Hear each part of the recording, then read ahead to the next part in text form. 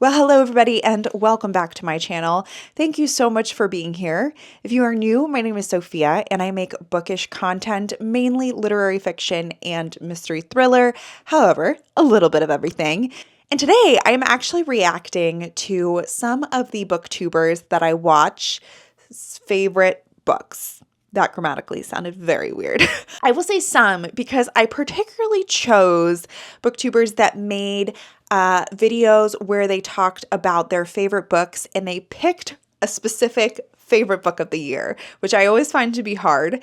And I went through the videos and picked out their favorite book of the year, and I am reacting to them today, letting you know if I've read them, what I think of them, if I'm adding them to the TBR, if they pique my interest.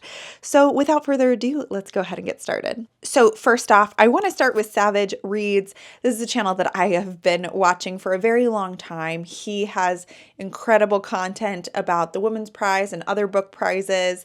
I would say more of a focus on literary fiction. He posts very often, and he often does some videos with his mother too, which I love to watch.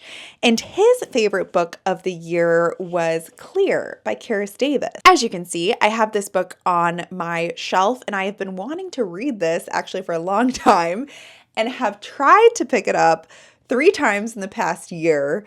And so this being his favorite book of the year really pushed me in that direction. So this is a novel about a man who is tasked with going to a very remote island to evict the only inhabitant there. And it is based on a historical event called the Clearances that happened in Scotland, I believe. But this says a lot more about human communication, human relationships. And one of the things that he mentioned in his video was that it is a miscommunication that builds a communication. And that phrase really caught my interest. I have read about half of this book 3 times, and I was enjoying it. However, it just didn't seem like the right time. It was one of those books that I knew I was going to enjoy, and I wanted to read it when my brain was fully there. And so I think that I'm certainly going to pick this up. And it is quite short as well, so I think it's one that I can definitely tackle and hopefully I will enjoy. Next up is Olive from a book Olive, and she tends to read a lot of nonfiction. However, her favorite book of the year was called Eleanor of Avignon. This is a fictional novel about an herbalist slash midwife who is living in medieval Europe around the time of the plague, and she kind of comes into contact with this physician who is treating Pope Clement at the time, and she kind of starts to work with him and become his apprentice. And of course, because of the time that this is taking place in, the two of them become very involved in taking care of patients with the plague and learning more about the disease. This really piqued my interest because she said that it was a book that she just was completely absorbed in, was not able to put down. And I actually read the first page. Goodreads had a little preview of this one, and it was this beautiful description that also really intrigued me. And it has to do with disease. And of course, since I'm a physician, I love reading books about diseases, particularly historical diseases. And so this really piqued my interest, and I think I'm going to try and pick it up this coming year. Next up, we have Shelley Stanton. She does a lot of great content. I would say mainly reads fiction and historical fiction, although more recently I feel like she's kind of branching out a little bit into doing all different types of fiction. And her favorite book of the year was The Bee Sting, which was also my favorite book of the year. So maybe I need to take a closer look at some of her other recommendations, as it seems that we might have pretty similar reading tastes.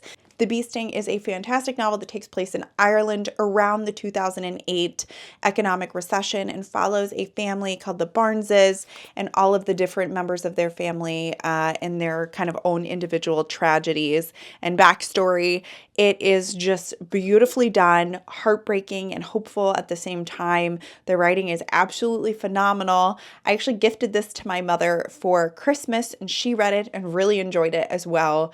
And so I thought it was fun that we both had the same favorite book, and I have been watching her channel for quite a while. Next up, we have Sarah Freshly's channel called Freshly Read Books. I originally happened upon her channel because Sarah does a lot of content related to the Booker Prize, and she used to read all of the books for Booker and do reviews of them, which was just amazing that she did that. But I love her vlogs. I love her wrap-ups. We have a lot of similar reading tastes as well. She tends to read, I would say, a little bit more on the literary fiction end, but she reads a little bit of everything. I remember one video of hers, she read all of the Emily Henry books, and it was kind of like a literary fiction reader reads romance, which I thought was really fun. And so I was very intrigued to see what her favorite book of the year was. And her favorite book of the year was Birnam Woods. This one has a little bit of a complex premise, but the way she described it made it sound really, really intriguing to me. It says, 5 years ago, Mira Bunting founded a guerrilla gardening group, Birnam Woods, an undeclared, unregulated, sometimes criminal, sometimes philanthropic gathering of friends. This activist collective plants crops wherever no one will notice, on the sides of roads, in forgotten parks, in neglected backyards. For years, the group has struggled to break even. Then Mira stumbles on an answer, a way to finally set the group up for the long term. And it kind of goes on. But I just thought that premise was so interesting and nothing that I've ever thought about or really considered. And so I was very intrigued. And she also said it's a very readable book and really absorbing. So I think I'm really going to enjoy it as well. Last but not least, we have Chapter Stacks. I've been watching her channel for so long, and she tends to read a lot of horror and mystery thriller.